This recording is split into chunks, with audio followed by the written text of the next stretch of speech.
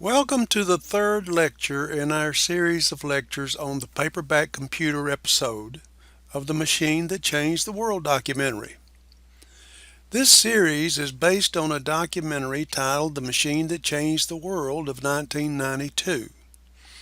It was written and directed by Nancy Lind and produced by WGBH Television of Boston, Massachusetts and the British Broadcasting Corporation.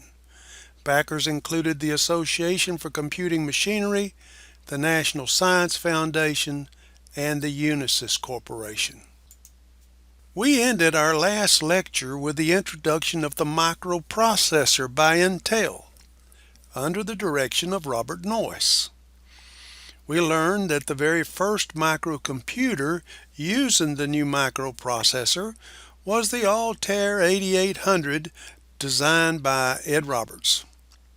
Dr. Roberts went on to become a medical doctor in Georgia after leaving MITS, the company that sold the Altair kit.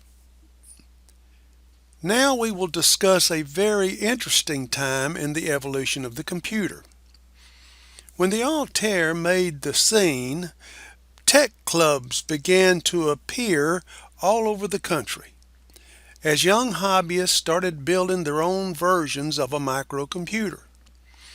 The most famous of those was the Homebrew Club in Northern California, where hobbyists could bring their creations to show and sell. This is where these two guys came into prominence: Steve Jobs and Stephen Wozniak. In the upper photos, Jobs is on the left and Wozniak is on the right. These two young men had been friends for a long time and had built a number of electronic devices, including their first microcomputer they called the Apple. Their new computer was well received among the hobbyist clubs, so much so that they were encouraged to set up their own company to build and sell the assembled Apple. Since they were inexperienced in business, they asked this man for help, Mike Markkula. Mr. Markkula had retired at 32 after having made millions with Fairchild Semiconductor and Intel. Isn't it interesting how these two companies keep coming up in our study of the computer? Mr. Markkula brought his business expertise and invested his money to become a one-third owner of Apple Computer. With his help, Apple became the fastest growing company in history. The company has gone through peaks and valleys over the years and is now very wealthy and successful. It has evolved from just making computers to manufacturing a large range of products from smartphones to tablets. In fact, because of the company's diversity, some years ago, they removed computer from the name, so that now the company is officially simply Apple. Here is another image of the first commercially successful Apple computer, the Apple II. As one who has owned one of these machines, I can tell you that at the time we thought it was the greatest thing in the world. It really doesn't compare with a modern PC. My Apple II Plus had a memory capacity of 48,000 characters of RAM and a Motorola 6802 microprocessor with a processing speed of 1 megahertz. That old Apple cost around $2,500, which included the computer, a single disk drive, a small black and white monitor. The laptop that I am using as I record this lecture has 8 billion characters of memory and a processing speed of over 2 gigahertz, not megahertz, gigahertz, and cost about a third of what that Apple II cost. And this laptop has a high capacity solid state drive and a large high quality color monitor. The Apple floppy disk drive cost $545 at the time. The flash drive that you carry around in your purse or pocket has many times more capacity, transfers data a whole lot faster, and only cost a few bucks. All that said, the Apple II was a great little computer, and along with a couple of other machines that we're about to discuss, started the microcomputer revolution. The Apple II had its own proprietary operating system called Apple-DOS. You may recall that in a recent lecture we learned that IBM's 360 computer was the first machine that could be said to have an operating system. In the case of the Apple, DOS stands for Disk Operating System because controlling the disk drive was its primary responsibility. The machine was a single user device and therefore memory management was really fairly simple. In fact, the operating system itself ran on a ROM chip, which stands for read-only memory.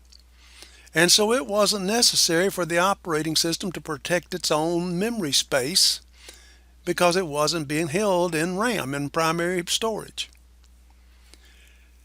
Since that time, operating systems have evolved to do much more than just manage secondary storage. This is the Radio Shack TRS-80, another popular computer of the day.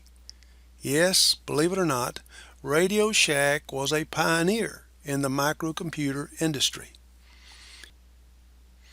Radio Shack had its own proprietary operating system called TRS-DOS, often referred to as Tris-DOS. Even though Apple and Radio Shack did have their own proprietary operating systems, they could both be loaded with a very popular generic operating system of the time, CP/M, which stood for Control Program Microcomputers. Application programs won't just run on any computer. They're written for a particular operating system.